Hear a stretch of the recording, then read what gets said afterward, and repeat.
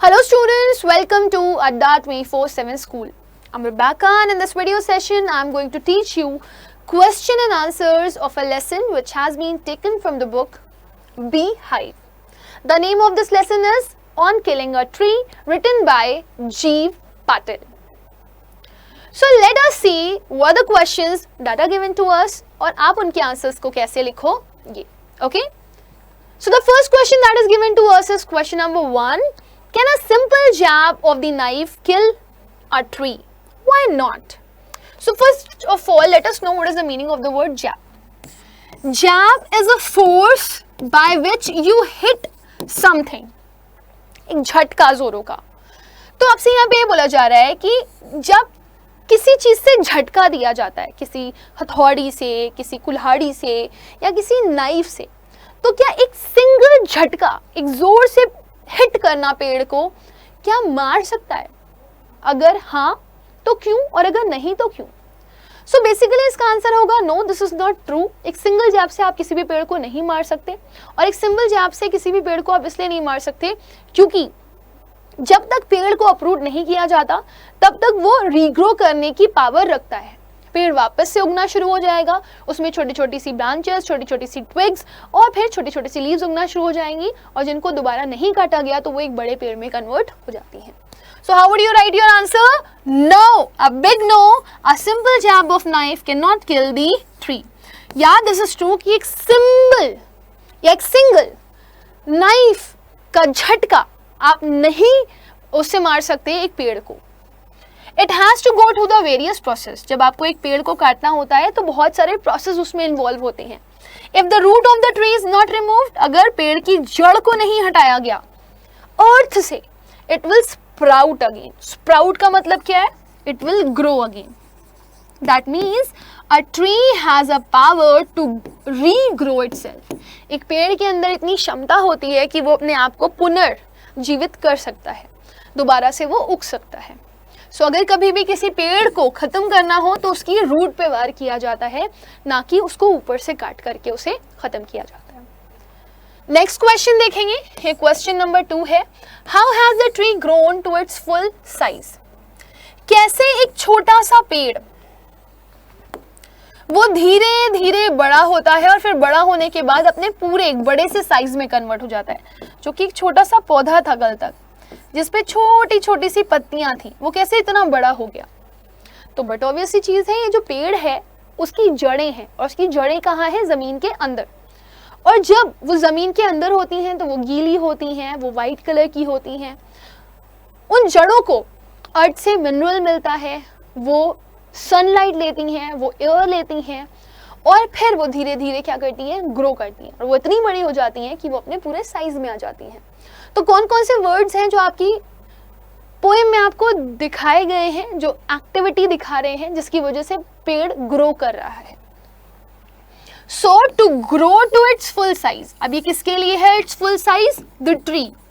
अपने पूरे फॉर्म में आने के लिए, पूरा एक टेक्सचर फॉर्म करने के लिए एक पेड़ क्या कंज्यूम करता है, क्या यूज करता है? अर्थ को यूज करता है, और फिर वो राइज आउट करता है, यानी कि वो ग्रो करता है फुल साइज में, by feeding upon its crust. किसकी क्रस्ट से? अर्थ की क्रस्ट से. तो जब एक पेड़ धीरे धीरे अपना नरिशमेंट लेता है अर्थ की क्रस्ट से, तब जा करके वो बड़ा हो पाता है. और ये करने के लिए उसे सालों लग जाते हैं. सालों वो सनलाइट लेता है, वो हवा लेता है, वो पानी कंज्यूम करता है, तब जा करके वो एक पेड़ बन पाता है. तो ये वो शब्द हैं कि सनलाइट, एयर और वाटर का इस्तेमाल करना, अर्थ की क्रस्ट का इस्तेमाल करना, तब जा करके पेड़ कहीं पे ग्रो करता है. सो यही वो वर्ड्स हैं जो आपकी पोएम में आपको दिए गए हैं. Correct? I hope this is quite clear to everyone. Now let's move ahead and look for another question. This is the next question that is given to us. This is question number 3. What is the meaning of the word bleeding bark? You can say the twig और the branch जो कि आपने cut करी है. जब आप पेड़ को काटते हो ना, तो पेड़ के अंदर से एक लिक्विड बाहर आता है जिसको इंग्लिश में बोलते हैं सैप, और इसको कंपेयर किया जा रहा है ह्यूमन से. ह्यूमन को जब कट लगता है, कोई वुंड होता है, तो उसमें से खून निकलता है, उसको ब्लीडिंग होती है। जैसे ह्यूमन बींग्स के अंदर से रेड कलर का लिक्विड निकलता है जो कि खून का बहना कहलाता है, ब्लीडिंग कहलाता है, वैसे ही जो पेड़ होते हैं उनके काटने पर उनमें से जो लिक्विड बाहर आता है that is sap, and that is compared to the humans blood. तो यहाँ पर बेसिकली जो पोएट है वो हमें ये बताना चाहते हैं कि आप ये मत समझो कि जो पेड़ है वो हम इंसानों की तरह लिविंग क्रिएचर नहीं है, वो भी लिविंग क्रिएचर है और वो भी खून बहाते हैं जैसे कि ह्यूमन बींग्स खून बहाते हैं। और किस चीज की वजह से ये ब्लीडिंग हो रही है? जब कोई भी आदमी एक कुल्हाड़ी लेकर के जोर से हिट करता है पेड़ को, तब उसमें से ये ब्लीड होती है, ये ब्लीडिंग होती है। So how would you write it? Bleeding bark means the sap of the tree which is coming out. Or when the twig which are cut without mercy, जब जो टहनियां होती हैं उनको काट दिया जाता है बिना दया के, उनको आप बोल रहे हो bleeding barks। तो जब इनको काटा जाता है मोसिलेस होकर के, तब ये एक लिक्विड सब्सटेंस छोड़ती हैं। जैसे कि जब ह्यूमन बॉडी के पार्ट को कट किया जाता है तब वो एक लिक्विड सब्सटेंस छोड़ता है, right? So bleeding bark means the sap of the tree, or when the twigs which are cut without mercy, they leave a liquid substance just like if any part of the human body is cut. It starts bleeding. तो जैसे ही human body की किसी भी part को cut किया जाता है तो उसमें से खून निकलने लगता है, वैसे ही जो पेड़ होते हैं उनके पार्ट को भी कट करने से उनमें से भी एक लिक्विड बाहर आता है जिसे आप सैप बोलते हो। In the same way, the liquid substance comes out from the branch of a tree. The thing which make them bleed as humans beings, axe, कुल्हाड़ी। और वो चीज जो उन्हें ब्लीड करने पे मजबूर करती है वो इंसान की हथौड़ी है। क्लियर है? Now let us see the next question that is given to us. Question number 4.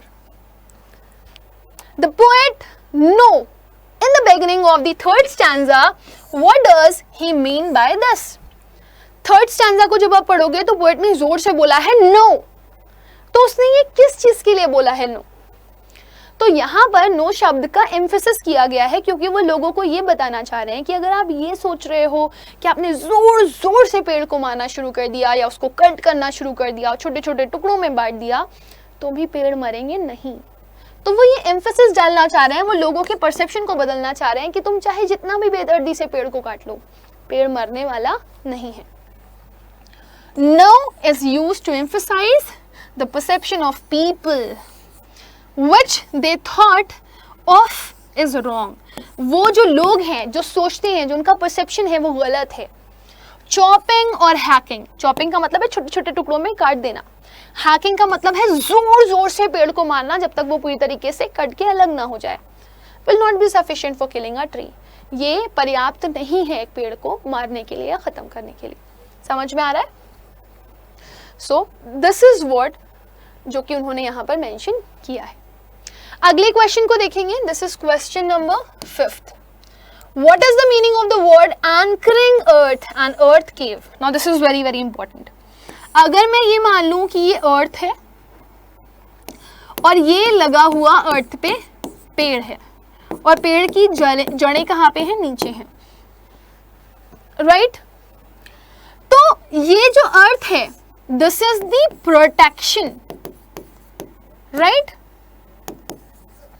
अर्थ का जो आउटर सरफेस है वो क्या कर रहा है? वो इस पेड़ की मदद कर रहा है। ये अर्थ को हाइड करने पे मदद कर रहा है, अपनी रूट्स को, जहां से उनका ओरिजिनेशन हुआ है। एंकरिंग अर्थ का मतलब है अर्थ होल्ड कर रही है, नरिश कर रही है इस प्लांट को। और वो नरिशमेंट कैसे दे रही है? वो इसकी जड़ों को अपनी गुफा में बंद किए हुए है। तो anchoring earth refers to the earth which is holding the tree and which is giving the nourishment to the tree. And what is earth cave? Earth cave refers to the home in which the roots of the tree are living. Okay? So how would you write your answer? It means, इसका क्या मतलब है? That the earth given protection to a tree like a mother. एक पेड़ क्या करता है? एक पेड़ प्रोटेक्शन पाता है अर्थ से, और अर्थ उसको किस तरह का प्रोटेक्शन देती है? एक मदर की तरह, माँ की तरह। तो ये जो एंकरिंग अर्थ है उसका मतलब यही है कि holding of earth on a tree. और अर्थ केव का इम्प्लीकेशन क्या है? It implies the hole inside it. जो अर्थ के अंदर ये गड्ढा है जिसके अंदर ये पूरी रूट्स समा गई हैं, that is the earth hole, the earth cave, गुफा। The trees allow the trees root, not actually the tree, the earth allows the trees root to spread under the earth surface। तो अब ये जो earth है वो क्या करती है? वो पेड़ को अलाउंस देती है कि आओ तुम हमारे नीचे समा जाओ, सरफेस देती है, जगह देती है।